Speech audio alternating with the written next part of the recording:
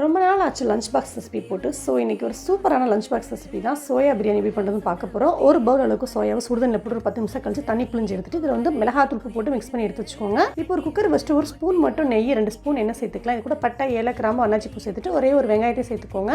அதையும் சேர்த்து நல்லா வெங்காயம் கோல்டன் ப்ரௌன் ஆகிற வரைக்கும் வதக்கிக்கோங்க. அதுக்கப்புறம் இஞ்சி பூண்டு பேஸ்ட் ஒரு டேபிள் ஸ்பூன் சேர்த்து வதக்கிட்டு எப்பவும் போல் ஒரு தக்காளி, புதினா, கொத்தமல்லி அரைச்சி சேர்த்துக்கலாம். மஞ்சத்தூள் ஒரு பிஞ்ச், மிளகாத்தூள் ஒரு ஸ்பூன், மல்லித்தூள் ஒரு ஸ்பூன், பிரியாணி மசாலா ஒரு ஸ்பூன் சேர்த்து மசாலா நல்லா வதக்குனதும் 2 டேபிள் ஸ்பூன் அளவுக்கு தயிர் சேர்த்து அதையும் வதக்கிட்டு, நான் வந்து கொஞ்சம் பச்சை பட்டாணி வீட்டில் இருந்துச்சு, ஸோ அதனால் போட்டிருக்கேன். இது ஆப்ஷனல் தான், வேணா போட்டுக்கோங்க, ரெடி ஸ்கிப் பண்ணிக்கோங்க. அதையும் போட்டுட்டு உப்பு போட்டுட்டு அதுக்கப்புறம் நம்ம வந்து மிக்ஸ் பண்ணி வச்சிருக்க சோயாவே இதோட சேர்த்துக்கோங்க. நம்ம சோயாவில் உப்பு போட்டிருக்கோம், நான் பச்சை பட்டாணிலையும் போட்டிருக்கேன். நம்ம வந்து உப்பு செக் பண்ணி பார்த்துக்கலாம், அதுக்கப்புறம் நீங்கள் போட்டுக்கோங்க. இப்போ வந்து ஊற வச்சிருக்க பாஸ்மதி ரைஸ் சேர்த்துக்கோங்க. 1 டம்ளர் அரிசினா 2 டம்ளர் தண்ணி ஊற்றிக்கோங்க. அரிசியை சேர்த்து உப்பு செக் பண்ணி பார்த்துட்டு குக்கரை மூடி போட்டு 2 விசில் வச்சு ஓப்பன் பண்ணி எடுத்துட்டிங்கன்னா சூப்பரான உதிரியான சோயா பிரியாணி ரெடி.